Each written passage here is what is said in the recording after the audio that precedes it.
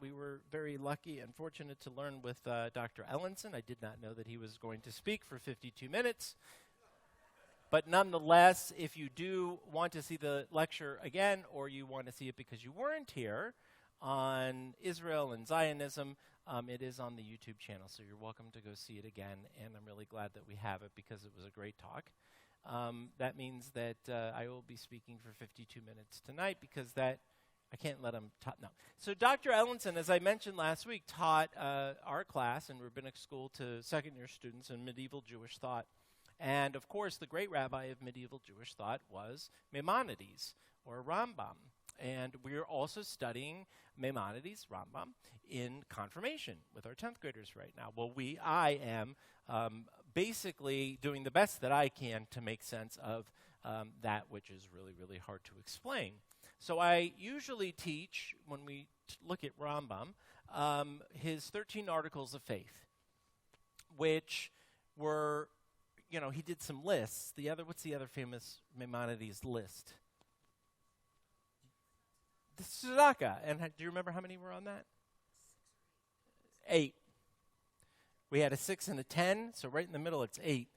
Yes, and in fact some of the kids said, oh, isn't he the guy who did the 8 levels of Tzedakah? And I thought, wow, religious school's working.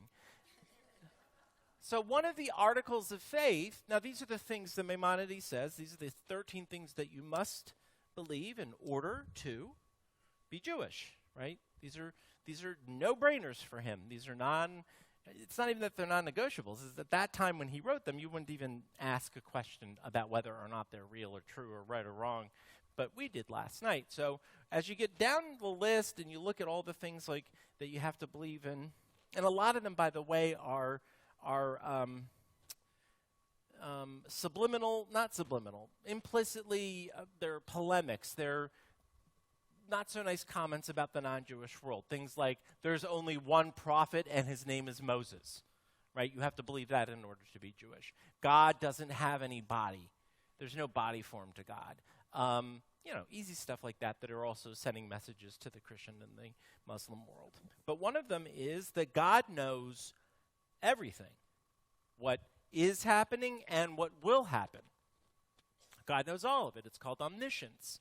And we talked about all the omnis, omniscience, and omnipresence, and God is all-knowing and all-compassionate and all-great and all this and all that. But specifically, we were talking about God is all-knowing. That is to say that everything that happens and will happen, God knows. Now, obviously, for 16-year-olds living in 2019, they don't agree with that for the most part. I don't believe that. Not in the most part, in all parts. So what we try to do is we try to understand, okay, even if we don't believe that God, even though we don't believe in a God that knows everything and knows what will happen, especially because I told them the hidden part in all this is that Maimonides, this is Rambam, Rabbi Moses ben Maimonides was more of a philosopher guy, so there's other material out there where Maimonides contradicts himself and says, no, free will, it's all about free will. And as you know, free will and omniscience can't necessarily coexist, right? You can't have an all-knowing God who knows what's going to happen in the future and have human beings who have free will at the same time, and Maimonides contradicts himself. And we talked about that as well. So sometimes in Judaism, there are concepts like omniscience that have two completely different meanings to them. In the one sense, it can be the idea that God is all-knowing. And in the other sense, it can be, God is all-knowing, but there are ways in which we can, as it says in our Yom Kippur liturgy, we can change the decree, that we can actually change the trajectory of those things that God knows. Because what ultimately God knows is not necessarily what we're going to do tomorrow, but that if we live Jewishly, if we love Jewishly, if we engage in mitzvot, if we study Torah, that we will fulfill what it is that God not necessarily knows what will happen, but wants for us to experience, wants to happen. Which is that, like a parent, we want our kids to have peaceful lives. We want our kids not to feel pain. We want our kids to live a long time. We want our kids to make good choices. That's what omniscience can mean. It can mean two things. In this Torah portion, there's another word or another concept that can mean two very different things. And there's a point to all this that I'll get to at the end, but that is the word in the Torah portion that's repeated a couple times, which is called bo. And for those of you who celebrate Pesach, this is the last 4 plagues. And the commandment to celebrate Passover is in this week's Torah portion. So there's this word called avodah. Who can tell me what avodah means? It means 3 things, actually. What? To work. Avodah means work. What else does avodah mean? That's modern Hebrew, by the way, but that's fine. It's work, labor. What? Worship. Prayer is synonymous with avodah. Back in the day, they didn't use prayer books in the synagogue. They brought offerings, sacrifices, animals, and the avodah service, it's called the avodah service, we call it the ritzeh, which is one of the oldest prayers in the prayer book, was part of the work of bringing the animal sacrifice to the Kohanim and having it. That was called avodah. And there's a third translation of avodah that's very specific to this week's parsha. Anyone know? If I sing the song, Abadim Hayinu, slaves, slavery. So we've got one word. It means slavery. It means holy worship work for the purposes of getting close to God, and slavery. So check this out really quickly, and I mean really quickly. So in the Torah portion in Bo, in chapter 10, the word avodah for the first time is transformed from slavery to prayer, worship. Okay, and here's how it happens. So in chapter 10, this transformation happens. Pharaoh calls to Moses. This is, the plagues are going on. And Pharaoh throws his hands up and says, fine, you can go. So he calls to Moses in chapter 10 and says, go and worship your God. However, your sheep and cattle have to stay here. So, in other words, he says, go. Ironically, the Pharaoh who has enslaved the Israelites says, go and worship your God, avodah. Go worship your God. But the tools with which, the ritual objects with which, the animals that you're going to use, that you've sort of acquired, they were there for 400 years. So it wasn't like they owned the animals, but they owned the animals because the animals were now living with them. They had been there 400 years. You can't take those. You have to keep them. And then his intention really is to say, as part of this negotiation for the Israelites leaving, sort of once a slave, always a slave. You're always going to be slaves. You can take the slave out of Egypt, but you can't take the Egypt out of the slave, or vice versa. You're always going to be slaves. You can go, but as a sign that you will always be slaves, you are not allowed to bring anything at all from Egypt, even if it's living in your backyard with you. Nothing. It's meaningless. Your enslavement will be meaningless. You get nothing for it. Well, Moses responds, you will give us sacrifices. You will give us the animals for our sacrifices and burnt offerings into our hands, and we're going to turn them into something for the good. We're taking all that we have acquired, the animals, the goats, the sheep, whatever. Sheep is already plural.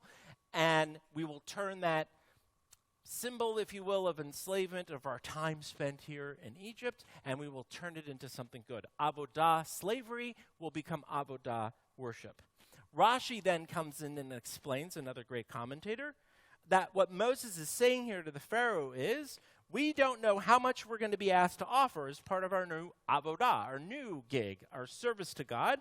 Therefore, you're going to give us anything that we want so that we can turn the avodah slavery experience into the avodah worship experience. That is to say, transforming the whole notion that working and slavery can now be for creating something beautiful, hopeful, filled with opportunity for our people to connect with our God and to give something of themselves to a greater good.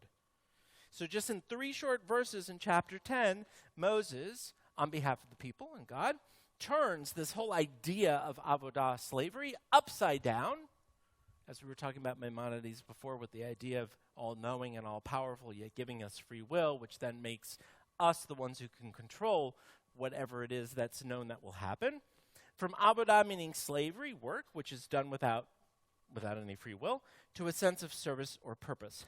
So this service to God, the work of our hearts and our minds and souls, which is given freely as an open expression of love, in the sense that connection to something bigger than ourselves will not just bring a sense of freedom, but bring us a sense that with that freedom comes responsibility, and it is up to us to not whine about the slavery, which they do anyway, and, they're Jews, and turn it into worship. So in this sense, as we do every Shabbat, we gather here and look at Bo, this Torah portion, and then we'll do it again at our Seder tables and celebrate the successful completion of Avodah's transformation, because since that time, we were not slaves, we became servants of God as a people. From this transformative and seminal moment in our Parsha and in the establishment of the Jewish nation, let us all learn that there are multiple meanings to these concepts, to these ideas, to these theological premises, whether it's Maimonidean or it's from Torah, where we play an active role in transforming what could otherwise be seen as something with a negative intention into something with a positive intention. You know, the Israeli Zionists, the first Zionists, the Chalutzim that were there before the state of Israel, really, really believed that digging the dirt, you should read the works of A.D. Gordon, digging the dirt, planting the soil, getting schmutzy was avodah. That was working, if you will, the land. That was also holy. That was also part of this idea of ritual, of connection with God.